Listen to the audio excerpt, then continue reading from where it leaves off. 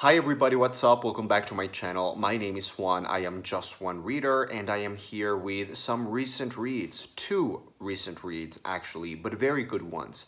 So these are going to be recent reads numbers 29 and 30 that I have read so far this year, 2018. And those are On Sondheim, An Opinionated Guide by Ethan Morton, and The Butcher's Hook by Janet Ellis. So you know how I roll. Let's start at the very beginning. A very good place to start.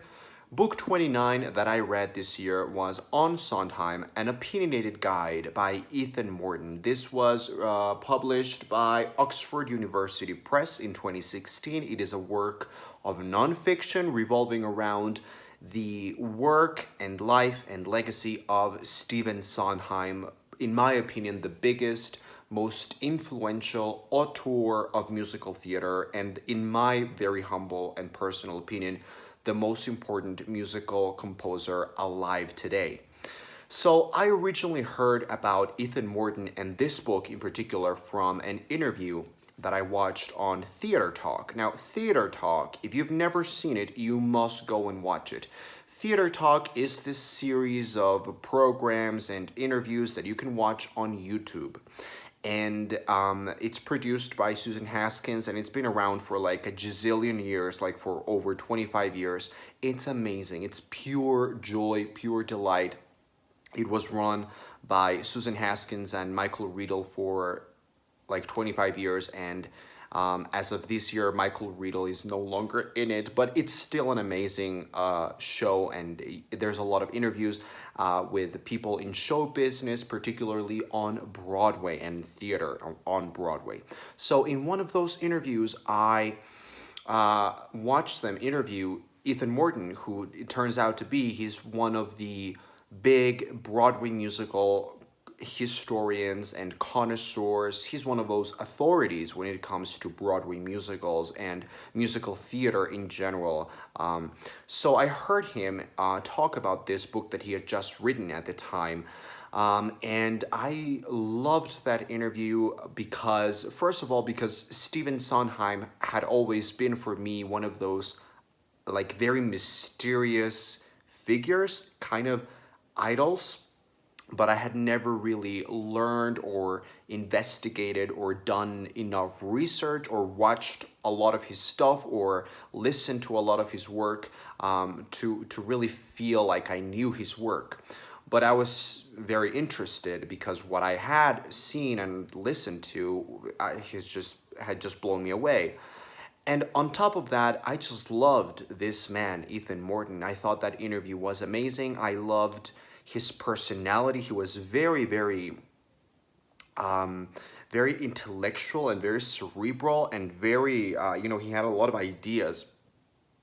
And he has one of these personalities that just make you interested in every single word that he was saying. And he was talking so much and so quickly, so fast and so passionately about this topic that he had written about in Stephen Sondheim. He could not stop talking about it, and he just glowed. Like there was just glee coming from him.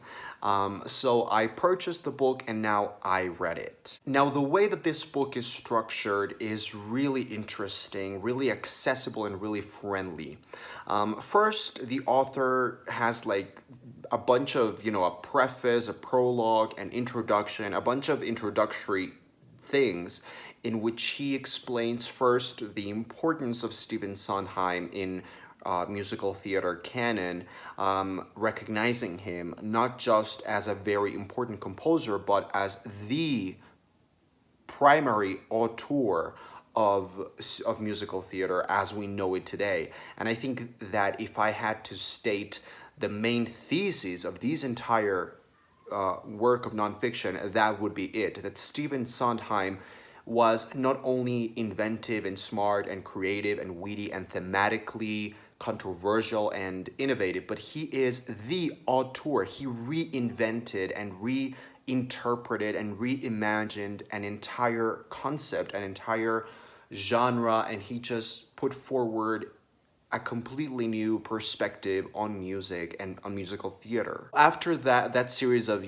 preface and introductions, he has a biography of Stephen Sondheim, talking about his work, but also his life in general, and it's super interesting. And then he goes into all the kind of fatherly figures and mentors that Sondheim had during his life, and how knowing those people, particularly Oscar Hammerstein, really informed him and his work that he would later on produce. Then the main body of the book centers around, there's a bunch of chapters, and each chapter is about a particular show, a particular musical that Sondheim wrote or composed or wrote lyrics for. So we start with, the early days of Sondheim, when he was really, really, really young. Like, he was like my age when he wrote lyrics for West Side Story and Gypsy, and then he started doing his own stuff and composing his own stuff, and Company, starting with Company in the I think it was 1970. Yeah, it won the Tony in 1970, and the author Ethan Mordden works his way up until very recently. I think Sondheim's last show was in like 2008 or something like that. Now, let me go into the positives first, what I found really positive and really good about this book. First of all, I found this book incredibly, like I said, friendly and accessible, and just really easy to get into. Even if you don't know or haven't listened or seen all of Stephen Sondheim's work, like I certainly hadn't. But even you can come into this book without having that previous knowledge, that previous musical theater baggage, and I think you can still pretty much not just get it, but actually enjoy it and appreciate it. The author says it from the very first paragraph. This is not an academic resource. This is a guide to his music, to his mind, to his musicals, his way of approaching and redefining the genre. And also, I mean, what I think is really, really great about this piece of nonfiction is that it can work very well for an amateur, for a person that has never really delved into Sondheim lore previously, or it can work just as well for, like the author says, the aficionado that has really done a lot of research and listened to a lot of Sondheim's stuff, and you will get to know a lot of really surprising, really gritty, important detail that you probably never knew before.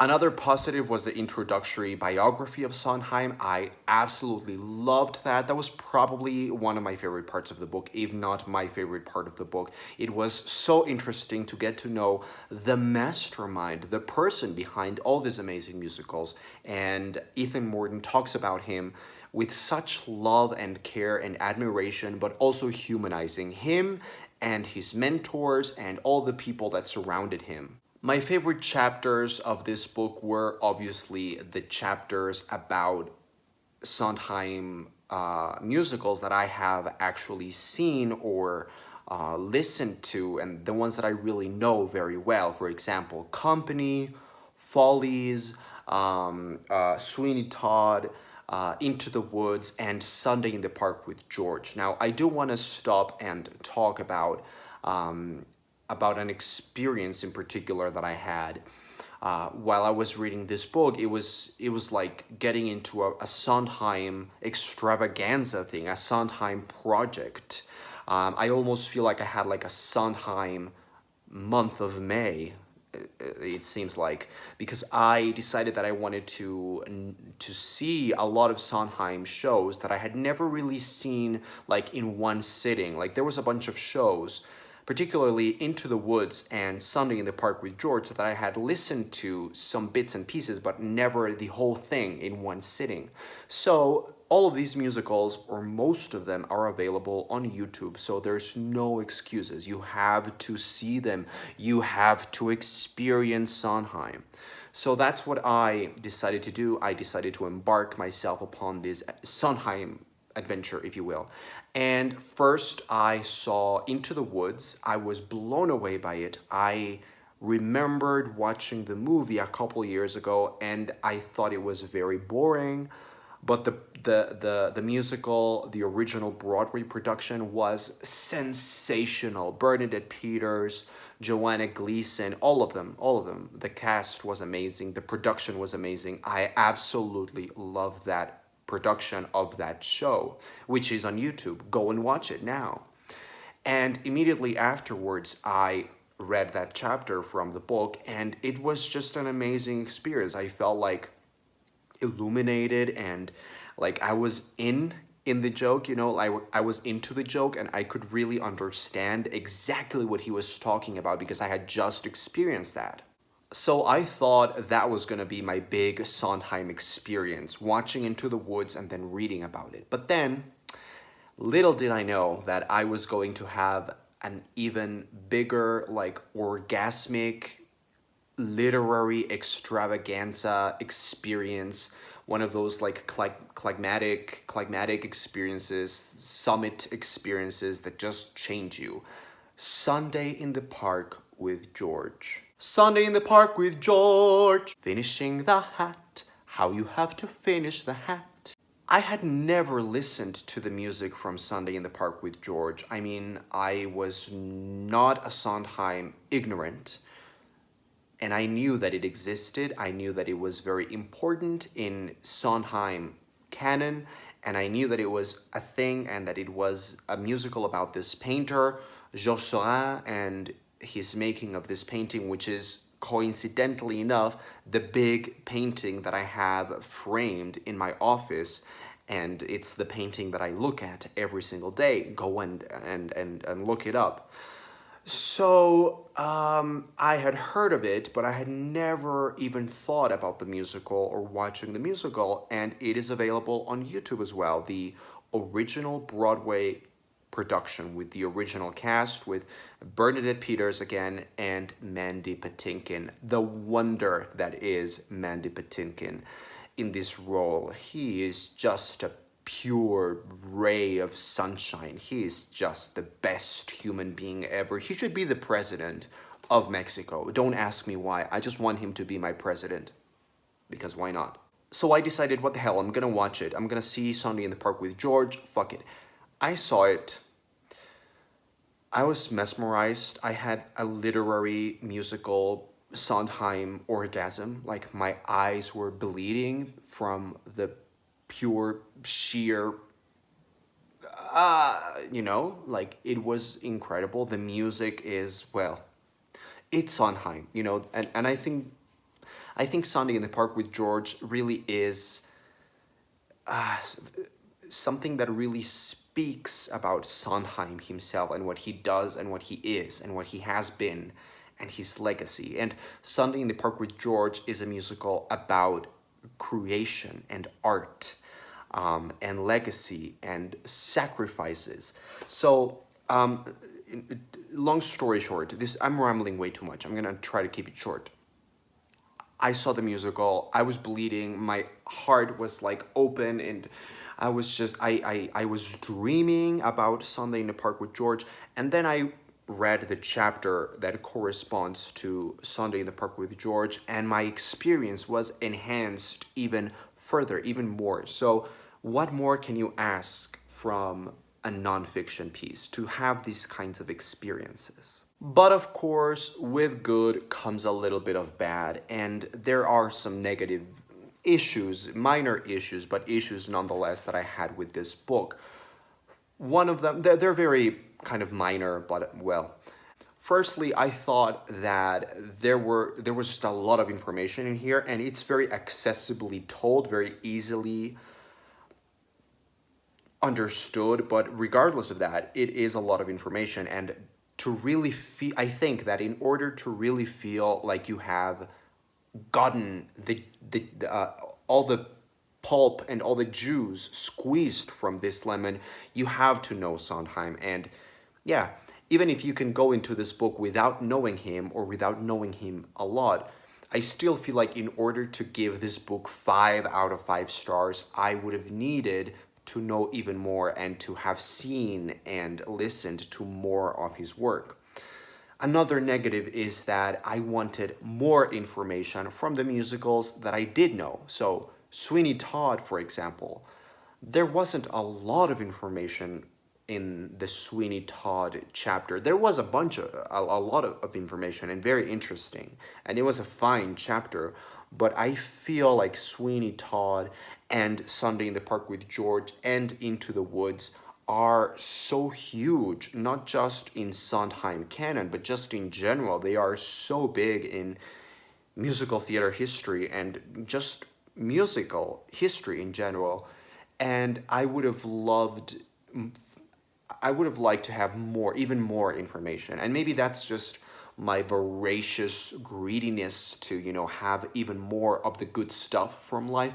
But that's just something that I wanted. So overall, as a conclusion, I loved this book. I gave it 4 out of 5 stars. It's a very, very, very good book. It's a great example of good nonfiction because, like I said, it is accessible, it is friendly, it is easily understandable and enjoyable, but it also requires that you know something, and if the more you know, the better an experience you will get. And I will say that the best things that I got out of reading this book are firstly my climactic orgasmic experience of watching Sunday in the Park with George and falling in love with it, but also it made me hungry and thirsty for more. So now I want to immerse myself into Sondheim lore. I want to see his shows. I want to go on YouTube and continue watching his shows. I want to see A Little Night Music. I want to see Passion. I want to see Assassins. There's a bunch of his stuff that is available and free. And I also got myself this documentary or movie, or I don't even know what it is. It's a documentary, 6 by Sondheim. So love me some Sondheim. Really great piece of nonfiction, 4 out of 5 stars. Moving on to book number 30 that I read this year, The Butcher's Sook by Janet Ellis. Now, this video is already way too long and I am feeling very rambly. I am on ramble mode, so I'm gonna try to keep it a little bit simpler. The Butcher's Sook was published last year in 2017. It is published by Pegasus Books, I think, Pegasus Books. It is a historical fiction novel set in London in the, I don't know the time period, 1763, whatever Edwardian or Georgian London that is. I don't really care about historical terms and precisions like that. This is at its core like the basic main synopsis or plot line. This is about this girl that is her name is Anne, and she's living in this London. She is kind of a middle upper class. She's well accommodated. She has a very easy life, but at the same time she has a very difficult life. She has lived under the shadow of a lot of dead babies because her mother has had a bunch of miscarriages. Like, she's had a lot of children who have died, or she has had miscarriages. She had a brother who actually grew up a little bit and then he died tragically. So there's a lot of really somber, macabre tragedy going on in this household. So that's sort of in the mother's side of things. And on the father's side of things, the father is this kind of very distant figure, very cold figure. He doesn't really, well, I never felt like he had a connection to Anne, with Anne.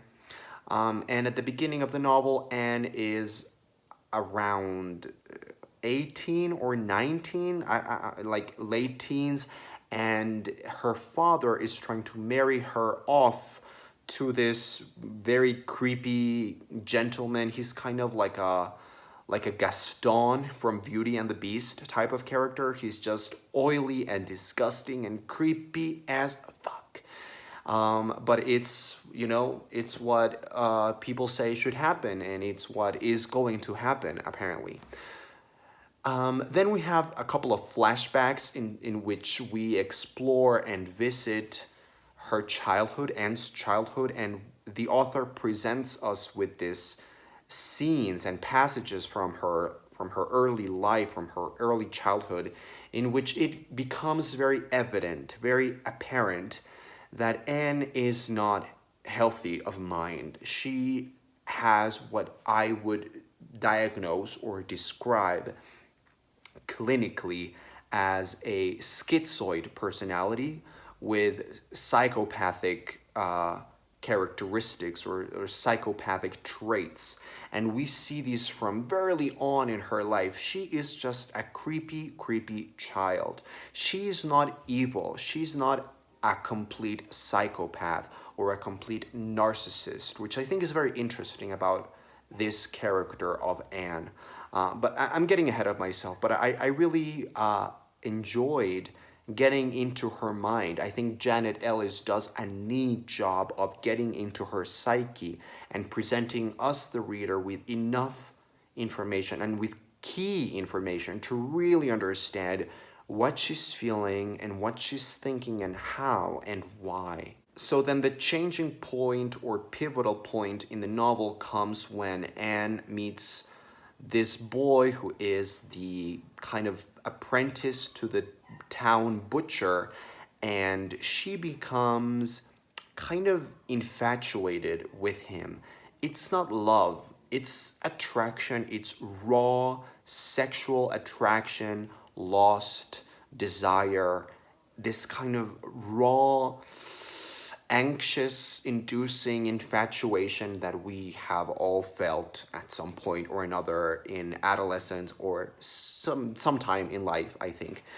And this she Janet Ellis does a great job of describing her impulses, her urges, her desires, and her fantasies. And that's something that I adored about this novel, that it is very fantastical. Not fantastical like in fantasy genre, but in terms of exploring the fantasies of this character. This is something that I love because I am a psychoanalyst myself, and this is what I do for a living. I listen to people lie down on a couch and talk about fantasies and what they feel and what they imagine and what they go through in life.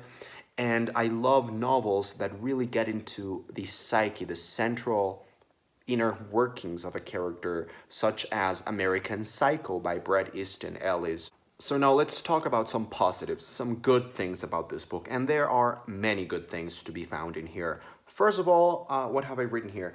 The writing style. The writing style is beautiful. It is kind of dark but very seductive, which is something that I want to get into in a second. It's kind of seductive. It's very easy to get into. It is extremely readable, and it makes the pages just fly by. The chapters are exactly the right amount of pages, and you just want one more chapter, one more chapter, one more chapter. You will not put this book down. It is so fast-paced. Particularly the last half, I thought it was like a race to the end, a complete marathon of a novel.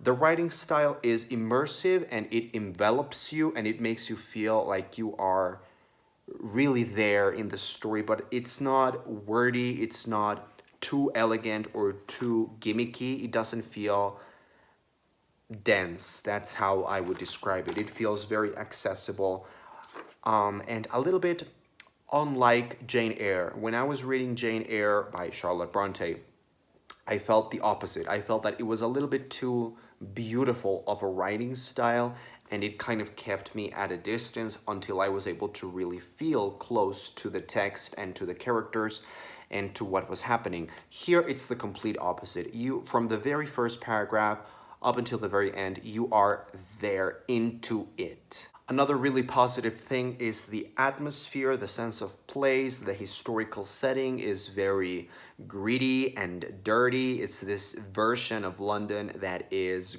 just raw, and the descriptions that she has about everything in this book, the descriptions are great. They are very true and very honest and very unsavory. This book is kind of unpleasant and upsetting, frankly, very upsetting. There was a scene right at the beginning of the book when we first go to the butcher's to the place where they are killing an animal, and I was retching. I was literally, I swear to Jesus or to whatever you want. I swear I almost threw up when I was reading that scene. It was so gory and so grotesque, but it's done in a way that really goes well with this story that the author is telling. Now, like I said, one of my favorite aspects, if not my favorite aspect from this novel, was the character of Anne herself. She is a very interesting character because you are completely on her side. You are rooting for her all through the novel, from the very first opening lines up until the very end. She goes through a journey. She goes through a moral decline. It's a very kind of unsavory tale, but you are rooting for her even when she is committing these awful crimes and thinking these awful, upsetting, violent, sexual and perverse thoughts, and you are still completely on board with her, on her side. That is why I will fight to the death, and I will say that she is not a psychopath. She has psychopathic behavior, psychopathic traits, yes, but she is not a psychopath. In order to be clinically a psychopath, you have to be what we call malignly narcissistic, and she is narcissistic, but she's not, she's far away from being your usual cliched typical psychopathic narcissist like Patrick Bateman or a serial killer. She is not a serial killer. This is not what's going to happen to this character once the novel is over. She's not going to become, Jack the Ripper. No, this is not her. She is, I think, at her core, a very schizoid person, which is something a little bit more regressive. And I don't want to get into psychoanalytical, psychological babble and start talking about this intellectual terms that probably nobody cares about except hierarchy of reads. I hope you're watching this. But I just felt like she was a much more low functioning type of patient, psychotic, very schizoid patient, because even her fantasies and the way that she structures language and thought is not narcissistically malign or psychopathic or antisocial. It is more of a psychotic kind of functioning, and the crimes that she ends up committing have a motivation that does not correspond to a psychopath's motivations. So enough of the psychobabble. Now, something literary. Something literary that I was thinking all the while while reading this book was the notion of inevitability. There are some books or some texts, they can be long as a big, big Victorian novel, or very short, like a very, very short story or flash fiction story, but they have this sense of inevitability, of you cannot stop what is happening. This is what's going to happen, and you have to watch it happen. You're going to watch these unravel, and you're going to see these characters commit awful crimes. This is not going to end well. Her story is not going to end well, and shit's going to go down and shit's going to hit the fan, but you have to watch it, and it's gonna happen, and it's gonna happen, but that just makes you as a reader want to watch even more. And that is something really interesting, because if we're talking about psychopathy and antisocial urges and impulses, this book is a psychopathic text. And I don't mean that Janet Ellis is a psychopath or that the character is a psychopath. What I mean is that their experience of reading this novel is a psychopathic, perverse, antisocial experience. It makes you uncomfortable, it makes you anxious, it makes you angry, but at the same time, it engages you, it makes you want to keep reading. And just when you think the detail is too upsetting and too awful to bear, that just makes you want to engage your curiosity, and it kind of regresses you into early childhood. This is a very Freudian book, by the way. It makes you regress into this state of wanting to see things that are not meant to be seen and that you are not supposed to be looking at. So I thought it was a very interesting experience in that regard. Now, very quickly, my negatives. I only had a couple of issues with this book. It's a very, very entertaining novel. It is very well written, especially considering it's a debut novel. It's very well written and really well paced, and it's very readable and really interesting and very different to most mainstream historical fiction going around. Now, my issues. Sometimes I felt it was a little bit too cartoonish. I know that this is a book that has a lot of really gory descriptions and upsetting details and imagery, and I get that, but sometimes it was a little bit too much and too close to one another. It was a little bit too much, a little bit too cliched, a little bit too cartoonish, not in a bad way or a way that made me roll my eyes. No, it was, I think sometimes the author could have been a little bit subtler.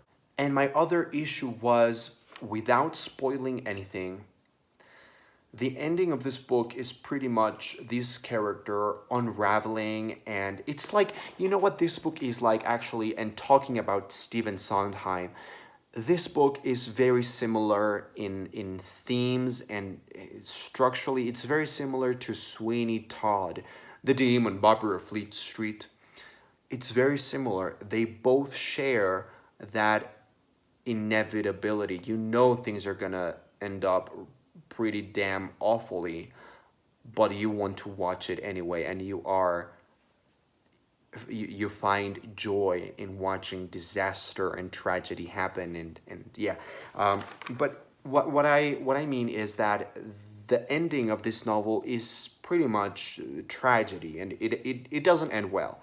And I think the character of Anne commits some very bad things, some very violent crimes. And I didn't get the sense of paranoia or, this anxiety of feeling prosecuted and feeling, that guilt. For example, in Crime and Punishment by Dostoevsky, we get that, obviously. And I would have liked that kind of paranoid dread to be present, because I didn't really feel that. Overall, this is a super recommendable book. It's probably gonna be one of my favorite books of the year, or at least an honorable mention. I gave these 4.5 stars, I think. I think 4.5 stars is very appropriate. It is super enjoyable and creepy and upsetting, and if you're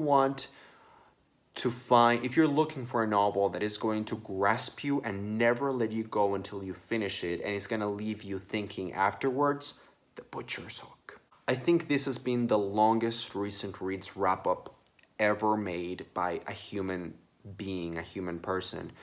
But I just had a lot to say about this book, and I hope you enjoyed it. I hope you watched it, and I hope you enjoyed it, and I hope you read one of these books, and that you go and listen and watch some Sondheim, because it will change your life. If you enjoy reading books, if you enjoy literature, you will like Sondheim, because Sondheim is the literary part of Broadway. He is the auteur of Broadway.